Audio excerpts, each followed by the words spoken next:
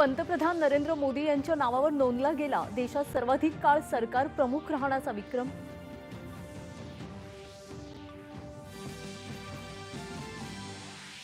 उपराष्ट्रपती झाल्यानंतर प्रथमच महाराष्ट्र दौऱ्यावर आलेले उपराष्ट्रपती CP राधाकृष्णन आपल्या दौऱ्याच्या दुसऱ्या दिवशी आज पुण्यात।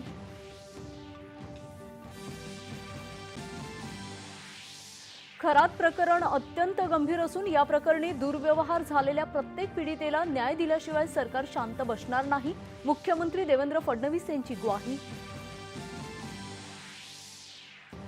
अमेरिकेहून LPG घेऊन येणारं पिक्सीस पायनियर हे मालवाहू जहाज आणि रशियाहून कच्चं तेल घेऊन येणारं अक्वा टायटन हे जहाज मंगळुरू बंदरात दाखल। देशात इंधनाचा तुटवडा नाही, व्यावसायिक ग्राहकांसाठी आणखी 20% LPG वितरण मंजूर, उद्यापासून होणार पुरवठा सुरू, पेट्रोलियम मंत्रालयाची माहिती। व्यापारी जहाजांसाठी हॉर्मुझच्या सामुद्रधुनीचा मार्ग रोखण्याचे प्रयत्न इराणनं तात्काळ थांबवावेत आणि संयुक्त राष्ट्र सुरक्षा परिषदेच्या ठरावांचं पालन करावं, 22 देशांचं आवाहन। हॉर्मुझची सामुद्रधुनी कुठल्याही अटीविना 48 तासांत पूर्णपणे खुली न केल्यास इराण विरोधात मोठी सैन्य कारवाई, अमेरिकेचा इराणला निर्वाणीचा इशारा।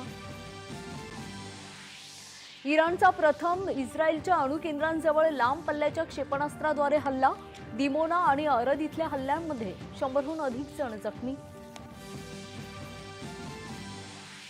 आणि आज जागतिक जल दिन, पाण्याचा प्रत्येक थेंब वाचवण्याच्या वचनबद्धतेचा पुनरुच्चार करण्याचं पंतप्रधानांचं नागरिकांना आवाहन।